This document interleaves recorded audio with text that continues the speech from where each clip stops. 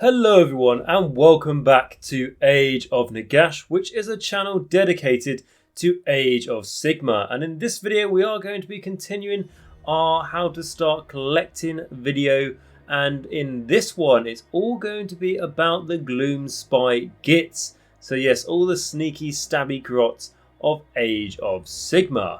So what I will say is, if you're still a bit unsure on who the Gloomspite Gitz are, please go check out my lore video for the Gloomspite Gitz, as I have actually done a whole series on Gloomspite Gitz that is many hours long and covers every single bit of the Gloomspite Gitz in maximum detail, and I believe is the longest series for the Gloomspite Gitz on YouTube. So go check that out if you want to see a bit more lore. And if you're still wondering why you should actually play Gloomspite Gitz in the first place, I have actually done a why play video for them, what tells you the strengths and weaknesses of the army and gives you an idea if it's an army for you. And in that particular video I even managed to have the AOS coach come on, telling you about why he really likes the army and giving you advice from his own experience if it was an army for you. So go check out those two videos. So now that you've decided you know who they are and you want to actually play the army, how should you start collecting it? And that is specifically what we'll cover in this video. If you've seen my other start collecting videos, I think I've got 3 out of them already, then you'll have a general idea how I'll do things in this one. And just before we get started, I have to do a shout out to my patrons. So my amazing Morgasts, which are going to be Sandback, Johnathan H, Filq and Bleed Red. Then my faithful vampires, which are Mir, Martin S, Rouse321 and David A. And my loyal Necromancers being Jacq.l, RadiationRiley, AW77, Dice Sagas, WolfNick, Michal W, Quad, the Cranky Wombat, and Chris C. So guys, thank you so much for the support. If you'd like to become a Patreon, you'll find a link to it at the top of the description down below. And if you can't become a Patreon, absolutely fine. Just remember to smash that like button if you did enjoy the video. And as always, don't forget to subscribe. So, first thing I want to say with the Gloomspite Gitz when it comes to start collecting them is, what should your first buys be? Now, you will see this is going to be very similar to the one I actually did for the Beast of Chaos, which the first 2 buys you should get is the Battle Tome. So you can see the Battle Tome on the screen now, and you can also see the next thing you should get is going to be their scenery piece, which of course is going to be the Bad Moon Loon Shrine, which is actually a fantastic looking scenery piece as well. So starting off with the Battle Tome, what I will say is this is the only Battle Tome that's came out for the Gloomspite Gitz so far, and is the current one. So obviously if you're looking at this video in a couple of years time, or whenever they've been given a new Battle Tome, get the newest Battle Tome. You'll be able to find out which that one is on Games Workshop website, or just go online and you'll be able to find out. The Gloomspite Gitz Battle Tome is actually about 2 years old now, so there is the chance that you could get a new Battle Tome coming around the corner, as for example Hedonites of Slaanesh. They actually had a Battle Tome come out at a similar time to the Gloomspite Gitz, and they're getting a new one, to be fair, next month in a few days, in February, they'll be getting a new Battle Tome. So there's a chance, Gloomspite Gitz someday around the corner could get a new Battle Tome, but I don't think they're going to get a new Battle Tome desperately released to them. I think the Hedonites of Slaanesh need a lot of clean up. The Gloomspite Gitz still needs some clean up. There's a bit of iffy with some keywords and stuff, to go in the technical side of it, but the book still works. So yeah, I think maybe we'll see something in the next year or so, but don't hang your hopes on getting a new Battle Tome. There may be one that comes out and you may buy this one in a few months as a new one or something like that. But from what we've seen, it looks like we're going to get the Hedonites of Slaanesh next, the Lumineth coming, and then some sort of Soul-Blight Gravelords, maybe Legion of Nagash .2. So I don't see where Gloomspite Gitz fits in there. So if we were to get a Gloomspite Gitz Battle Tome, wouldn't be until the end of this year. Obviously check the date of the video. It's actually the 30th of the 1st, 2021 when I'm recording this. So just bear that in mind. But I think you're in safe hands if you buy the Battle Tome. But if you buy the Battle Tome, you get a new one. Don't blame it on me. The thing you'll get in the Battle Tome, and the reason for buying a Battle Tome, is that you'll actually get all your allegiance abilities in the army. And then you'll get things like your command traits, your artifacts. You'll see your battalions for the army. And you'll get to see all the spell laws and just all the goodies to be able to customize your army to its maximum potential. Games Workshop, I believe they state that you don't need to buy a Battle Tome to play an army. But that's kind of just because they said they weren't going to make you tie into having to buy army books all the time, because, Games Workshop isn't a money-grabbing company and they wouldn't do that. However, here we are in Age of Sigmar and they go, here is a Battle Tome. It's not an army book. You don't have to buy it, but if you don't buy it, you're going to struggle to win your games. So there we are. That's the reality we live in. Essentially, if you're coming from 40k as well, they're your codexes, right? Battle Tomes are always going to be worth it unless they're just about to get replaced essentially. And the other great thing about the battle tome is that the first half of it is all about the lore of the army. So if you're interested in the story and the narrative of the army, that really gets your creative juices flowing when it comes to how you're going to build and paint and theme it and make it all thematic and everything else, and why you actually want to do the army. It has the lore in it there for you as well, and lots of lovely artwork. So that's basically essentially what you get in the battle tome. And that gives you a great base to be able to see how you want to build your army. It's essentially what you get. Right, then going on to the Bad Moon at Loon Shrine. So like I said, it's a fantastic looking scenery piece. It's absolutely massive. And just be careful it doesn't break when you try and transport it to games. Not that that's a huge problem at the moment for most of us in the world to have to try and deal with. But yeah, it's a lovely scenery piece. It's really nice for line of sight blocking as well before we actually go into the rules of what this thing does. So that means that you can hide your little grot characters that are quite fragile towards enemy shooting, all those sort of things, unless it's sentinels or something like that. They can be quite safe behind it. And like all other scenery pieces for armies, it's absolutely free for that certain army. So Gloomspite Gitz, you're not paying a dime for this Bad Moon Loon Shrine, unless you're talking about real money, where you are having to pay money for it. But obviously, lovely scenery piece, it's worth it in my honest opinion.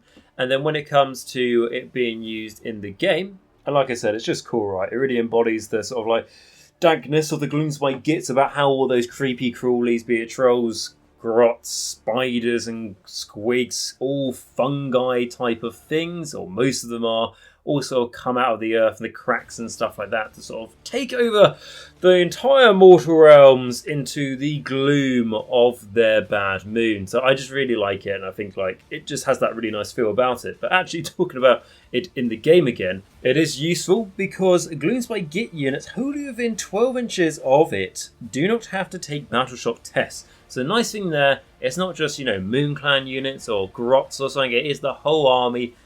So that is nice because if you're taking a lot of Troggoths, for example, you're still going to benefit from this. And also the base for this thing is pretty big. Obviously, you measure from the model, but it's a big scenery piece, right? So it's got a big footprint. And then the other cool thing about it is the Moon Clan layers, which essentially lets you roll at the end of each of your turns. And on a 4-up, you can pick one of your stabbers or shooter units, so your standard Moon Clan grot units with, swords or spears or the bows. And what you do is you roll a dice on a 4-up. That unit, half of those models, or the destroyed unit, can come back to the battlefield. And essentially it's just wholly within 12 inches of the bad moon and more than 3 inches away from enemy units. So it's not like the enemy can just surround it a little bit. They'll just be within a bit of range of your Bad Moon Loon Shrine to stop you being able to bring back your units, because a lot of those things are, if you're 9 inches away from the enemy, you have to set up, but this is within 3, so it's going to be quite hard for them to do that unless they really dedicate. But this isn't a guaranteed thing, bringing back your guys, but it's a way for you to replenish, not really replenish your units, but just to bring almost new units to the battlefield. So it's your way to kind of summon, which can be very useful and can be game changing. I know when I'm playing about Gloomspite Gitz and it's very, on the line on who can win the game, it's coming to those later turns, and then suddenly your opponent rolls that 4-up, and before you know it, there's 30 stabbers back and there's 30 shooters. It can heavily impact the game. So yeah, it's a great ability. I have talked about the Bad Moon Loon Shrine in more details. Go check out the long in-depth army series if you would like to. So you can see why that's a really useful thing to add to your army. And also when you, I don't know like how many people you have like room for display boards and all that sort of thing. Obviously we all have different circumstances, but when you have your army painted up and you just look at it and you put it all together, and then you put this next to your army as well, essentially just when you go into a game at this point, that's what's going to happen. And you just look at it and it just ties it all nicely together. So yeah, big fan of the Bad Moon Loon Shrine. I definitely advocate that to be your first model purchase. And I know you might be thinking like, but the Start Collecting box, surely that should be what I get first, because that's, the actual models. And it is like the Bad Moon Loon Shrine, it's, I said I really like the model, but it's a boring purchase, right? It's not infantry or monster or, just something you can actually play with, what we tend to think about with models in the game. But it's sort of an essential purchase you want to make, because despite on how you want to build your Gloomspite Gitz army, you're going to be taking one of these. So now that we got all that boring stuff out of the way, obviously a book and a scenery piece is cool for the reasons I stated, but we want to actually get onto the cool models, right? As I presume that is the reason why I want to start collecting Gloomspite Gitz. So they do actually luckily have a Start Collecting box, right? And that's what we're going to review now. As it's always Games Workshop goes, here is the best possible way to start this army. Buy all these models in this box, buy it, it's discounted, do it, it's the best thing you're never going to regret, right? The best deal ever. So the start collecting box, is it really worth it? Is that something I'm always going to do in this series for an army that has a start collecting box? I will be breaking it down to see if it's going to actually be worth doing. So the start collecting box costs you £60. Separately, it would cost you £80. So not the best value we've seen, but you know, it's saving you £20 at the end of the day. It's an extra quarter of the overall price taken off the £80, bringing it to £60. Then if you bought it all separately. But what do you get? So you're going to get one leader, which is going to be the Loom Boss, which is the guy with the big yellow moon helmet. You're going to get one battle line if, which is going to be 12 squig herd. So what do I mean by 12 squig herd and battle line if? So battle line if is that it's another unit, unless under a certain condition you can make it a battle line.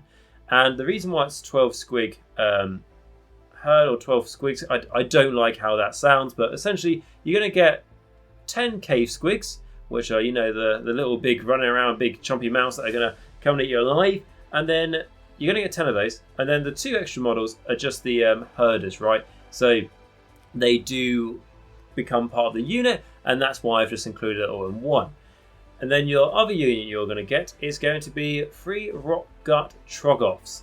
As you can see are the big trolls in the background we've got there.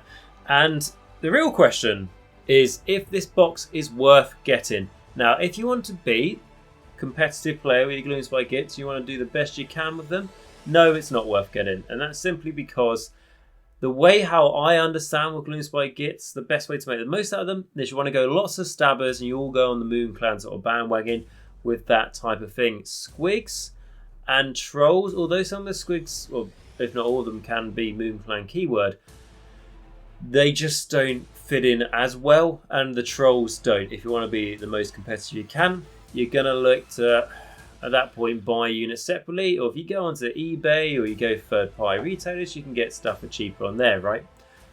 However, I will say, for me, I like this start collecting box, and that's mainly because my favourite units in the Gloomspite Gitz, and the reason why I would ever do them one day is because I absolutely love the Troggoths and the Squig units. I think they're awesome, and that is why I'd consider getting this start collecting box. It's because those models look really cool, and I can imagine if you guys are wanting to start Gloomspite Gitz, you maybe want to have loads of grots running around, and you just want like a mass horde of, you know, stab in the knee type vibe going on. But some of you may want just loads of bouncing around squigs with, you know, massive mouths that are always going to be hungry. And then you could also have, you know, great big, you know, looming troggoths that are just look absolutely fantastic. Especially the rock gut troggoths. They look absolutely beautiful. They're one of the new model kits that came out when Gloomspite Gitz had their Bastion come out and they got their update. Absolutely fantastic models. And I think like a real shame not to have them in your army. But again, that's not the competitive thing. And I don't mean competitive like, oh, you want to be one of the top armies. No, Gloomspite Gitz are not like the top army, right? So when they go super competitive, best they can do well, but they're still not just smashing everything they come across. So with that in mind, if you just go like all trogs or something, you're probably going to have a hard time trying to win your games depending on who you're fighting, obviously. Especially if you go against one of the top tier armies, you're probably going to lose, like guaranteed almost. But it's fun, and for me, that is what would make me want to do Gloomspite Gitz. The word fun. You would have seen my Iron Jaws video that came out, maybe the last video what's being posted on the channel, and the word I used there all the time was fun to describe it, and that's how I describe a lot of my destruction armies when I look at them. If I was to do any of them, it's because of purely out of fun, not out of competitiveness, and not out trying to win every single game I do. And like I said, you're going to have a hard time. I'm going to be completely honest with you if you want to go with the you know, the squigs and the troggoth units. But like I said, in my personal opinion, I think they are the best. The squigs, I think you can have more play with. I think they are more likely included into the rest of the Moon Clan stuff, obviously, because they do tend to have the keywords. And they can see more work in competitive play compared to the trogs, I think. But a problem the squigs have is that they are random movement for the most part, if not all the time, right? It's like either 2d6 move or 3d6 move, something like that. It's just really random to tell. They will either do nothing and they'll disappoint you, or they will go beyond your expectations and win you the game, which I think is loads of fun. I think that's great. It's kind of like when you look at some of the Skaven stuff, and Skaven is like, they can do quite well, but if you want to risk everything, they could do amazing, or it could all blow up in your face. So you kind of have that vibe here, the Gloomspite Gitz as well. And I remember that the US coach told me in the why play video we did that when he goes to games and tournaments, his opponent may ask him, what does his army do? You know, how good are the squig units? And essentially he just said they'll either do nothing or they'll do amazing, and he just can't guarantee which will happen. Of course you can buff them to make them move extra and everything like that. So I do think, you know, they are play. I think a lot of people write off armies too easily of going, they can't do anything, right? So that is why I always try and do my channel, to try and shed some light on the armies that people just write off as being basically, you know, not worth taking, don't collect them, because people do this hobby because they love the models, right? And Gloomspite Gitz have some fantastic models, and I think it's why it's worth having this long talk I've just done now to sort of explain my feelings around it. Just going back to the Start Collecting box though, something that I find a little bit annoying is that the Loom boss doesn't really add anything to the models you get in this box either. He's not like, oh, he's the hero you like. Basically, he's going to make your Squig Herd unit battle line if he is the general, because he's a Moonclone hero. But doesn't really add anything to the Squig Herd, because his command ability doesn't work on them, and it doesn't work on the Trogos either. The only thing I will say is that Loom boss is £17.50 on his own, which I think for a model that size is pretty expensive, but obviously Games Workshop pricing is a whole different subject. So it's a cheap way to get him in this box if you want him anyway, and you just want some cool models to paint up if you don't want to go Squigs or Trogos. But I honestly think they are worth a chance, and that's why I would do them. But anyway, enough talking about my love for Trogos and Squigs, and actually on to the next thing I want to talk about, which is going to be the auto-include for the army. So this is something that I've been trying to do as much as I can on these Start Collecting videos, which is, yes, I think are an auto-include for the army, and then also ones that are almost an auto-include. And what I will say here is, as I've already mentioned, I don't play this army, so if you guys have got experience with Gloomspite Gitz and you know something I don't, and you disagree with something I've made, and you want to inform me of something that you learned through your experience, or you agree with something I've done, or any questions, obviously put them in the comments and then we'll all learn from it, right? We're all here to learn. No one knows exactly the best part about everything. We're all here to learn from each other. So the first thing I said as an auto-include, and the one main generic one we'll see here,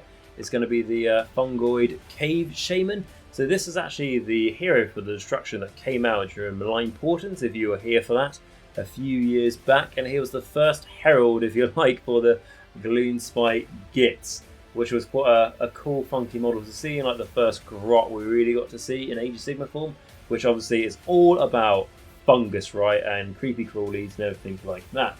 So what is he actually going to do? The reason why he's in your army is that he's actually a pretty good wizard. He's solid, he's cheap, and above anything else, in each one of your hero phases, roll dice on a 4-up, you get an extra command point, and that is why he's solid to be put in the army. Multiples of him can be put in the army as well, which means he is a really, really good hot take. As this guy, I believe he's costing 90 points. He can also cast a spell, like I say, it's a wizard unbinding spell, but he can also do a extra cast once per game as well, so he can cast 2 spells once per game, which is really quite good. And he may look really squishy with, I believe, his 4 wounds and a 6-up save. However, he's got a 4-up after save against wounds or mortal wounds, so essentially like the Phoenix Guard, if you remember those guys. So he is basically ignoring 50% of all damage done to him, which on maths turns his 4 wounds to 8 wounds. Still with a 6-up save, but certainly not bad for his points. And you can see how people include multiples of him because of this, and mainly because of the extra command point you can get, because Gitz love command points, and they can get so many of them. There's so many ways for them to get command points, but they really need it, right? Because Battle Shock in this army, as we've already mentioned, is a big problem. You've got your Bad Moon Loon Shrine to try and prevent that, but it's not going to prevent it all the time, and you can't center your whole army around this one scenery piece. So you really need to do Inspiring Presence and spam that loads. So this is a great way to do it. Even if you go Elite and you go Trogos, their bravery is still really poor, so you need to have Inspiring Presence all the time. So yeah, that's why he's generally a generic auto-include for your army from what I can see. And then the next 3 are going to be a bit different, because like I say, he's a generic one. You're going to just want to take him. The next 3 are dependent. So The next three we're going to look at is first going to be the Dankhold Trog boss. And what he does, apart from just looking really cool and being really dynamic in his model, generally really nice model, is he makes your Troggoth units in your army, so you Felwar Troggoths and your Rock Troggoths, which we already covered the Rock Guts, makes them battle line. So if you want to go an all Trog army, which I've told you is not the competitive thing to do, but you know, Trogs just want to have fun at the end of the day, then this is the guy you want to have in your army. You need to have in your army to make those Troggoth units battle line if you just want everything to be Troggoths, right? And that's, like I said, how I would run the army. Obviously, like I say, not the right thing to do if you want to try and win most of your games. But the next thing we're going to have is the Spiderfang General. Now, this sounds a little bit weird, right? What do I mean by the Spiderfang General? What model is that? It's not a model. It's just essentially keyword based. So if you have a Spiderfang, so basically a spider hero, if you like, or a grot on a spider, as your hero, then you're going to make your spider riders become battle line. So if you want an all spider army, there's your in ticket. Now, is it the most competitive army you can do? No. I believe it got a bit of a buff on a white dwarf lately, though, to help it out, but it's still not as good as MoonClan. And then the last thing we've got is a Loom Boss on Squig. And what do I mean by that? Now, essentially, it's going to be a Loom Boss on your Giant Cave Squig, which we can see is the one on the far right, not politically, but just the one on the far right. And then we have a Loom Boss on Mangler Squig just to the left of it. And what this is going to allow you to do is take Squig Hoppers as a battle line. And obviously, as it is a MoonClan General, it's also going to make your Squig Herd battle line in the same way we saw for the Loom Boss on foot, okay? So if you want an all Squig army, you go with a Loom Boss on a Squig, basically. It makes sense, right? It's not hard to understand. You want a Troll army, go Troll General. You want a Spider army, go Spider General. You want a Squig army, go a Squig General. Fairly simple. Okay, so then going on to the almost auto-includes that I've put. Now, the first thing is going to be a Stabbers. Now, this is because they're the most competitive way to play. If you swarm the board with Stabbers, you can have, I fought against 180 of them. They did pretty good. And you can take them. They do well. Also, remember, if they die, half the unit will come back on that 4-up, which is good. And it's not like, oh, I've rolled and I failed, I missed out. No, just do it the next turn. You might get it, etc. And yeah, They just work well. Of course, you know, if you look at their basic war scoring, you look at their basic attacks, you know, trash, but they can be buffed up to make super good. And we'll talk about that in a moment. But no, they are good, and it's just a good generic battle line. So then going on to the next thing, which is going to be a Loom Boss on foot. And why is he going to be an almost auto-include in your army? Some people say an auto-include for him, to be honest with you, but it's just how I've looked at it. And that's because his command ability is very good. You pick a MoonClan Grot unit within range of him, and what that unit gets to do is every time it rolls a 6 to wound, it does a mortal wound to the enemy. And like most things, that'll be an unmodified wound roll of a 6. So we can see where like a lot of their basic attacks we think not great, but just the mass of the attacks, right? The swarm of the attacks can do those mortal wounds on 6s to wound, unmodified. And then there's also, if you take, I mean, I could have put them on the almost auto-include list, this unit, but I kind of ran out of space essentially. Is like Sneaky Snufflers, as they are the grots with the pet squigs that are like pigs sniffling around for truffles, right? Those ones with the big noses. Absolutely fantastic models, really cool, really fun. And what they can do is give a MoonClan unit an extra attack. It's like an ability they have, which is pretty useful because also that can be used on squigs and stuff, right? It's MoonClan.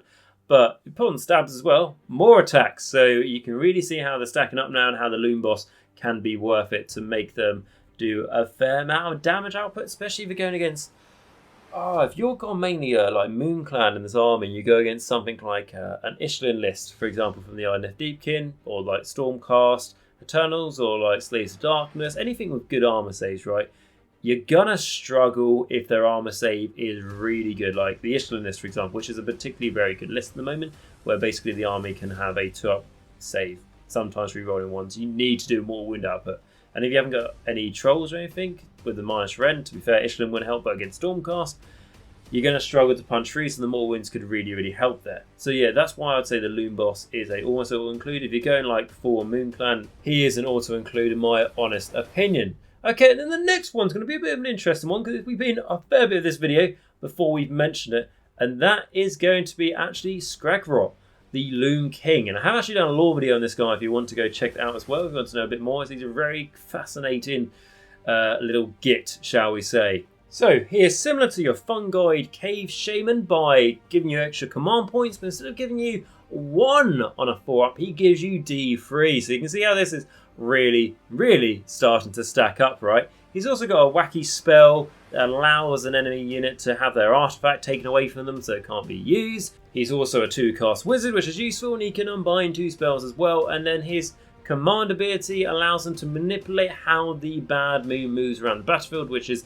a large part of how your army plays. And instead of it just being quite random just to see where it goes, you can try and manipulate it to your best advantage. And the nice thing overall about this guy is he is actually a named character that can be worth taking in your army. The other cool thing about him is he's got a shooting attack where basically he does some damage, but then he poisons the enemy so they take mortal wounds over time. So I think the fact that he kills them slowly over time is really quite fun and sort of like in-game mechanic. And yeah, there's more obviously to him, and I've reviewed him properly if you want to go check that out as well. But no, he can add lots of things to your army, and just mainly just getting those command points is huge. And then the next 2 things I put in auto includes are a little bit different because they are actually going to be the endless spells in the army. And the first one is going to be the Scuttle Tide. Now, why is this thing good? Because when your caster casts it, you set it up within a certain range of any terrain feature on the board. So not within range of the caster, just any terrain feature. So you can cast this, put it in front of the enemy, block them off, and then you can also do mortal wounds to the enemy from when it's set up, and also enemies that move near it. So it's just great, and mainly it's there for board control and try and stop your enemy from moving, as it's such a wide angle. I've had it where the enemies deployed this in front of my crypt horrors, and it's just been an absolute pain trying to get around it. So yeah, that's really good because it doesn't really come into play like turn 2 or something. The enemy can cast this turn 1, they can cast it and be outside of unbinding range and still put it to use and put it right in front of you to be a pain. So yeah, the Scuttle Tide is very good. And then the, gonna get this wrong, but the Scrap Scuttle Arachnarok Cauldron, I think that's probably as good as I'm ever going to pronounce that, is useful because it can give the caster the ability to know all the spells from your spell lore, which is absolutely great if you have some really good spells in your army, some really good ones. And it's useful. Essentially, the only problem with this, though, is it requires blood sacrifice to make it work. So basically what you want to do is if you're in range of the enemy, you can sacrifice mortal wounds from them to feed the cauldron, but your wizards are a bit fragile, so you don't really want to do that. So what you're going to probably do is just sacrifice some, Moonclang Garots, I don't know, some stabbers or shooters or something into the cauldron by taking mortal wounds. Otherwise, it's your hero himself who takes them. Which the Fungoid Cave Shaman, the caster, I say, he's got 4 more wound save. He's fine. Yeah, but you might not get that 4-up on those mortal wound saves, so he could be in trouble. But Scragrot, also the Loonkin, works well with this, as he can cast 2 spells as well. So it works very hand in hand, which is pretty cool. If you're wondering as well, the Cauldron is counted as the same model as your caster, and it moves along with him. So it means that you don't have to sit back. It's not like Cogs where it just sits there. It will move with you, so it will still get the benefit if you need to move up the board. So then moving on to your battle line, and the reason why I cover this in the video is just because it's something you have to take in your army, so it's something you have to consider when you're starting. So in this bit we'll look at the battle line, the next bit we'll look at the battle line if, like I mentioned before. So your 2 battle line options are stabbers or shooters. Now they're very simple, basic rots, right? Do you give them melee weapons or do you give them little bows? My thoughts, I would go stabbers, just because you want to get them in combat, because the Loom boss on foot, his good command ability that makes him do the mortal wound on the 6s to wound, is only in the combat phase, as far as I'm aware. So it's not going to help out your shooters. It's only going to help out your stabbers.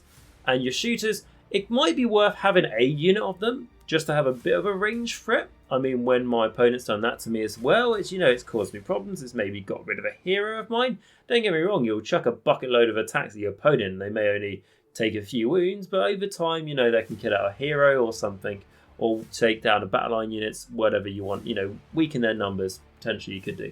But the stabbers, I just think there's more versatility in them, and there's more synergy in the army built around them, and also you're going to make the most of your nets, right? Because your nets are the most important thing in the whole Gloomspite army.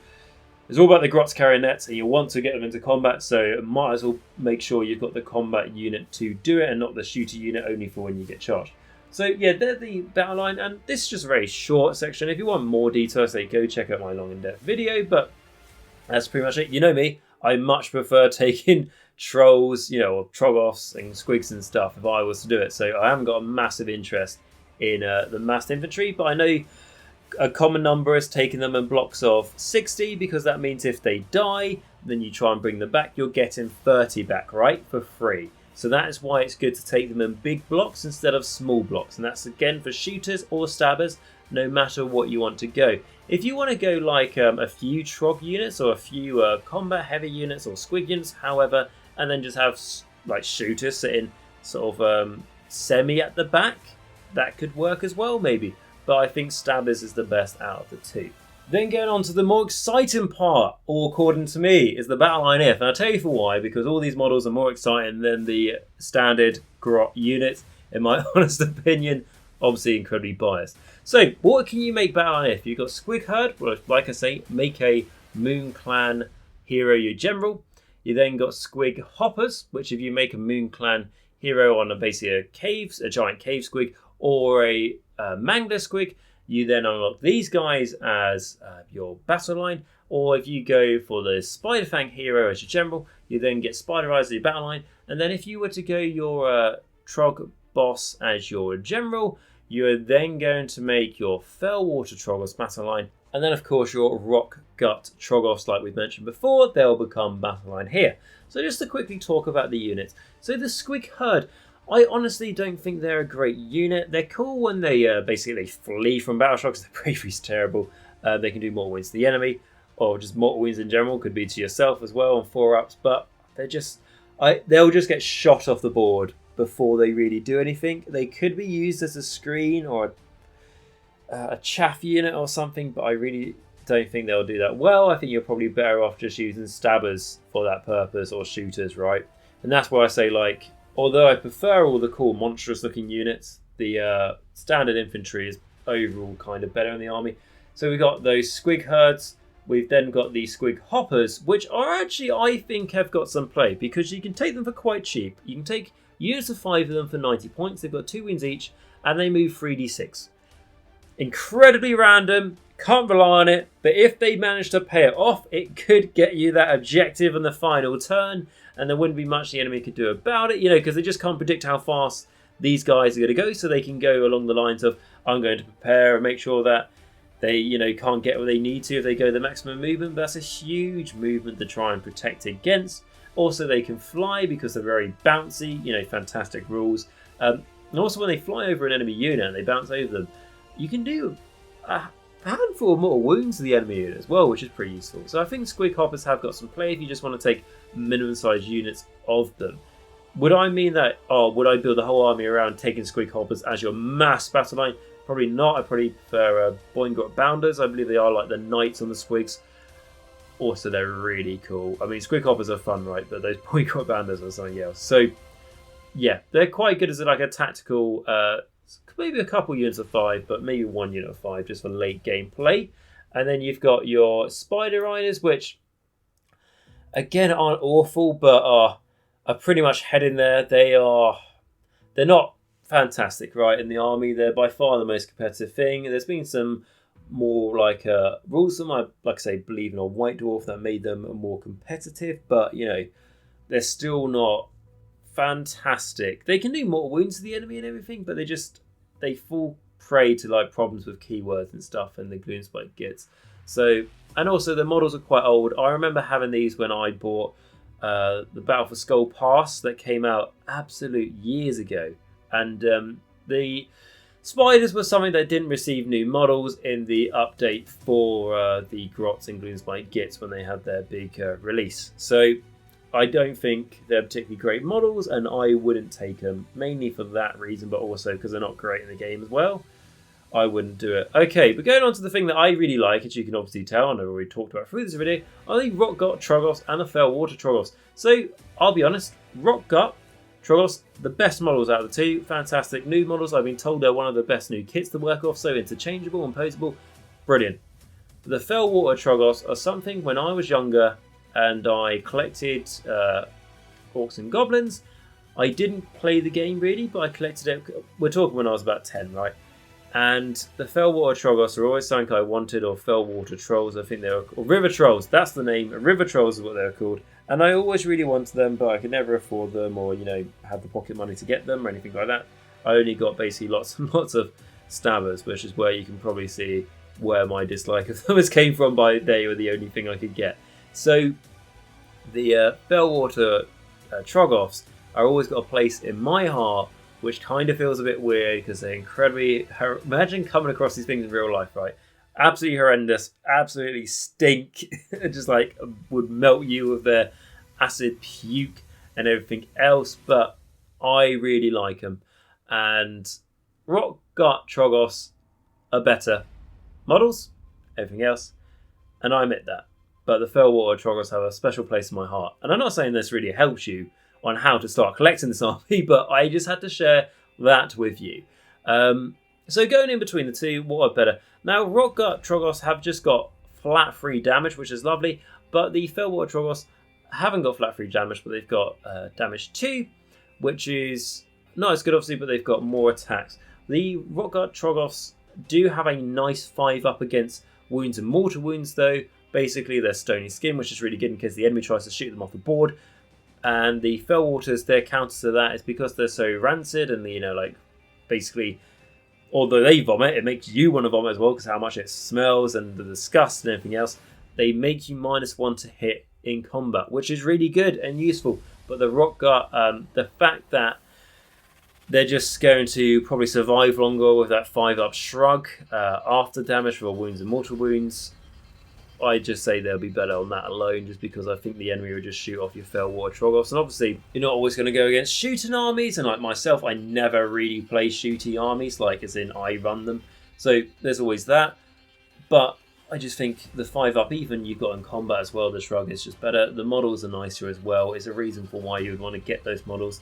But the puke attack from the Bellwater Troggoths is not bad and could be better than the Rock Gut Troggoths. So it's a bit of a swing, but I'll go Rock Gut Troggoths, you know, new models, lovely. And I know that, like I said, kind of at the start, that they're not the most best way to build this army because they're not the most competitive thing in the game, but myself, like most people, get into Warhammer and collect certain armies because they love the models, right? I don't collect an army because I love the way of how strong it is in the game. I've never done that. I always go for an army that has models I like and then try and make it work after I've basically bought the book and have actually officially started that army. So those are my thoughts there. And with that, guys, I'm actually going to end the video there. So I really hope that you've enjoyed this video. Maybe you've learned something. Like I say, I don't play this army, so it's not going to be as you know, high depth detail as if when I did How to Start Slaves of Darkness, which is an army that I play a lot and I'm currently building and really enjoying, or if it was against, well, really any of the Death armies as well.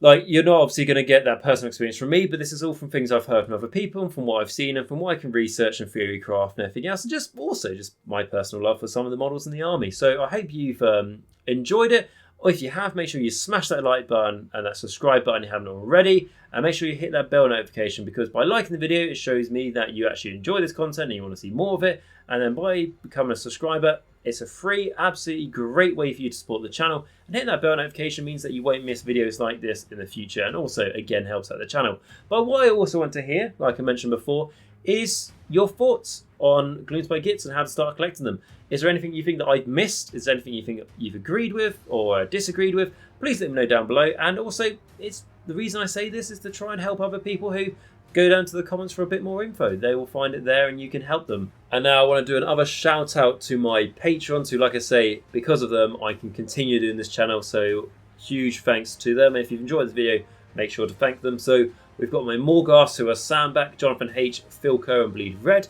My Vampires, which is Mir, Martin S, Rouse321, David A. And my Necromancers, which is Jacq.l, RadiationRiley, AW77, Dice Sagas, WolfNick, Michal W, Quad, Cranky Wombat and Chris C. Guys, thank you so much for your continued support. As I always say, couldn't do it without you. And if anyone would like to become a patron and join them in supporting the channel, please check out my link to my Patreon in the top description down below. If you click it and even you just have a look around and considering just donating $1 a month for the channel, it really goes towards me being able to keep this up and helping as many people with Age of Sigmar as much as possible. What I would like to say also is what I've started doing on Patreon is I am letting my patrons decide future content for the channel. You'll often see on my channel that I do polls which will say, what do you want from my next this video or my next that video. For example, the reason I've done Gloomspite Gitz here for how to start an army is because I put it on a poll on YouTube for you guys to vote for. This was the army you wanted me to do the next how to start collecting video for, i.e. here we are. So what I've decided to do for Patreon is they are actually going to decide what are the main categories. I then put up a poll for YouTube. So they will decide the main poll. Like the next thing I've done for them is said, what why play video would you like me to do next? And I listed all the armies on Patreon, and whoever wins that vote, well then I'll pick that army and then break down the sub-allegiances for you guys on YouTube to be able to decide what sub-allegiance you would like me to do. So they basically have the greater power because I think they deserve it and they really do help out, and I really want to give more back to my Patreon. So I've decided to do that, and I might, this is the end of a video anyway, so I'll probably describe this in a community post later. But I just thought I'd let you guys know that as I started doing that today. But anyway, with that, completely off subject, ramble aside, it's been great fun talking about the Gloomspite Gitz, a really nice army, some fantastic models. I hope you enjoyed it. Thank you for watching. Remember until next time to stay safe, wear a mask, stay hygienic, and for God's sake, wash your hands so we can all start gaming again soon. And then also, more importantly, remember that Nagash is all, and all is one in Nagash.